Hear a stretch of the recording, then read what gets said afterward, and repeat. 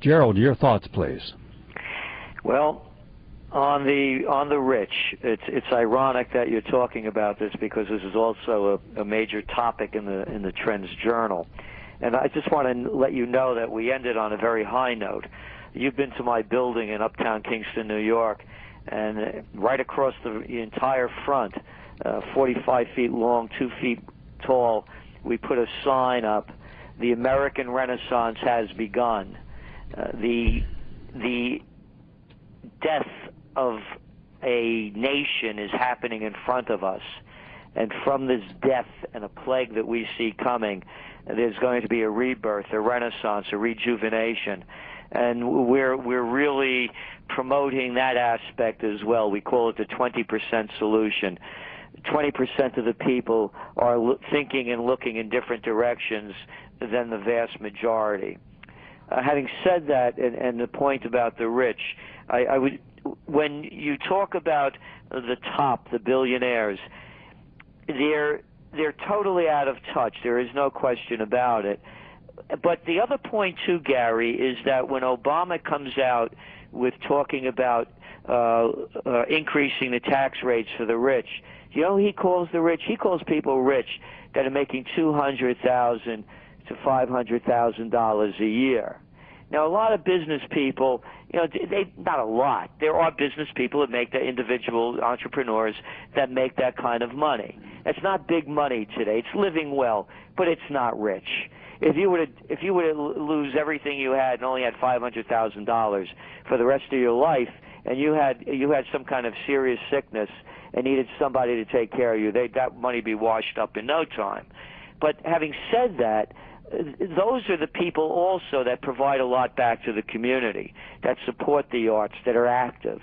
But now let's talk about that other group. And here's a little bit from the Trends Journal. In America particularly, the disparity between the rich and everyone else, the widest of the developed world, was matched by a disparity in understanding.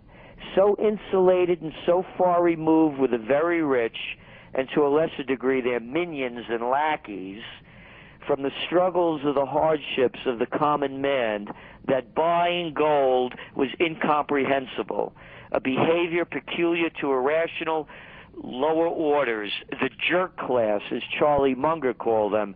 That's Warren Buffett's chief henchman. We go on to say, yet that inability to understand was understandable. Under no circumstances would any of the white shoe boys set be reduced to hardship. At worst, they might experience less superabundance. Pity the basic billionaire who lost 90% of his assets and was left with a puny $100 million to squeak through in tough times. How could they understand?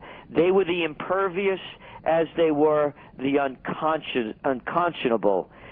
In their theo-economic universe, money was sacred, and a bonus was no less than a spiritual reward. In the immortal words of Lloyd Blankfein, CEO of Goldman Sachs, they were doing, quote, God's work, and it therefore followed that everything they got, they not only earned but deserved. To even suggest that the billionaire class was not paying its fair share amounted to fighting words. Quote, it's a war, declared Steven Schwartzman, net worth $6.4 billion, ranked 53 on the Forbes 400 list.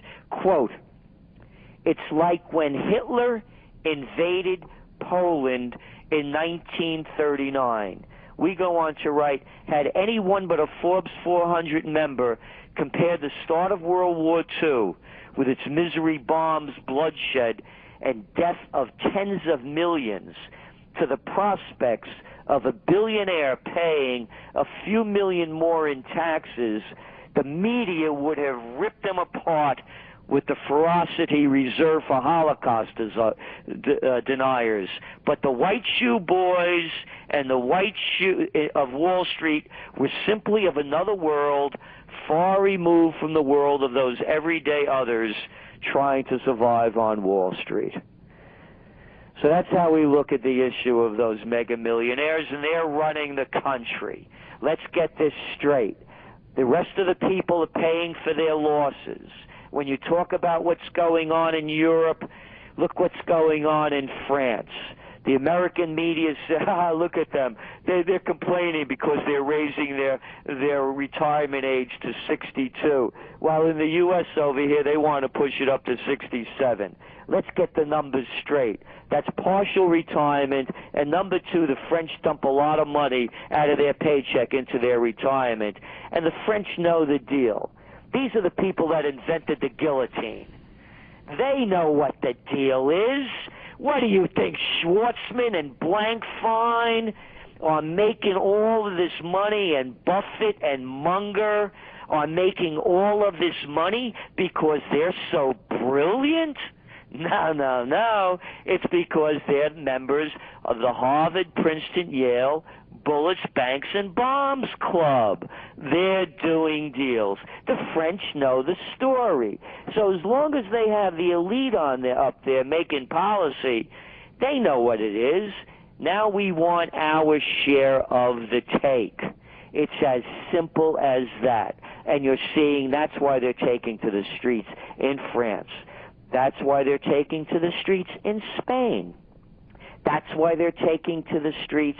You're going to see, well, already in Latvia, Lithuania, Slovenia. Every day, Gary, we get emails from people all over the world. When are Americans going to wake up? The atrocities being committed by their government are even worse than the ones going on over there in the countries that they write from. You hit it on the head. $1 trillion plus going into this war effort. How come this money isn't staying at home? Anybody that picked up the papers over the weekend and saw the atrocities that the American taxpayer is paying for in Iraq and Afghanistan by these mercenaries and our soldiers slaughtering tens of thousands of innocent people for what? So the whole system has become so insane that even to make sense of it and to even have a discussion, for example, about people wondering about, am I going to be accepted in the billionaires club? Oh, my God, I might lose money and lose ranking. This is what this country's gone to. The merger of state and corporate powers is called fascism. And just open up today's New York Times, read the op-ed, the editorial piece on how Obama is supporting the atrocities and tortures of the Bush administration. So nothing is going to change in this nation until the morality is brought back. So when you look at what's going on in the world, it's going to be a taste of what is actually going to happen over here. Because, as you mentioned, these people living on Social Security, now they didn't even get any increases because they're cooking the inflation numbers to make it seem like there was no inflation. And the absurdity for people, adults, to think that a politician is going to, in this election, make any difference in the coming years. When are they going to grow up? For an adult to think that a politician is going to look out for them is as insane as a John thinking that a prostitute isn't going to take money from them. Wall Street is honest, and politicians will stick by their word. So what we're looking at here is that the people that are believe that the Tea Party or the Republicans getting into it's just more of the same. Nothing is going to change. And one of the great themes, by the way, in this Trends Journal is break the chains. People have to break the chains. Don't buy anything from a chain. Don't go to a chain store to get eyeglasses, to get your muffler fixed, to get your beloved one's bodies buried. Stay out of the chains. The only way that we're going to have real freedom is to break the chains. Don't eat corporate food. Don't buy corporate food. Don't patronize anything that has a chain attached to it. We have a great photo in the Trends Journal of a side of a McDonald's building with all of this junk that they're selling for $1.99, and next to it an American flag. You know what? Let's call anybody that uses an American flag to sell their junk, to sell their hatred, let's call them anti-American. And the only way America's going to go back to what it used to be is by going local, breaking up the federal chains, the chain stores, and the grip that the rest of them have on us. Okay, Gerald, there are some areas I want to cover. By the way, I will cover tomorrow the truth behind the vaccines. I don't want to break up Gerald, who's on a roll here, and I still want to cover the WikiLeaks and how American media refuses to take an honest look at what the story of WikiLeaks is. Instead, they've either completely downplayed it or they have criticized WikiLeaks for revealing sensitive information as if that sensitive information should be kept secret, instead of learning the lesson of how our government, our military, our presidents, our commanders have betrayed us and what kind of harm they've done. I want to deal with that. I want to deal with the Federal Reserve printing money and monetizing the debt. They don't have anyone buying this debt, so they're buying up their own treasury. And what we would do if this was anyone else in the world who monetized their debt at trillions of dollars. And where do you think the dollar's going? And where do you think the future's going for the American cities, the American communities, and the working class, the middle class, and the poor class? I need you to talk about that. I also want to take a look at what we can learn from the French, the English, the Irish, who are going through rough times, protesting, but about what they're doing to have a quality of life where the average American, if you saw this last night, they all, Gerald, it was phenomenal. They all look like a deer caught in a headlight and about to get creamed. No preparation. They had no food. They had nothing stored. The last time you were on, I talked about the fact that I try to keep about 10,000 pounds of grains and legumes in dried storage.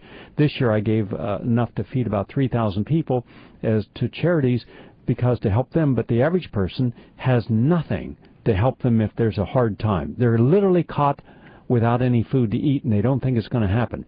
They put no money away. They didn't buy gold. They kept into their houses too long. They kept believing that everything would be all right, and they literally were watching the tsunami by turning their sand chairs around when the wave hit them. I mean an entire group. So this is not a couple individuals. It's an entire culture that refuses to be proactive and prepared.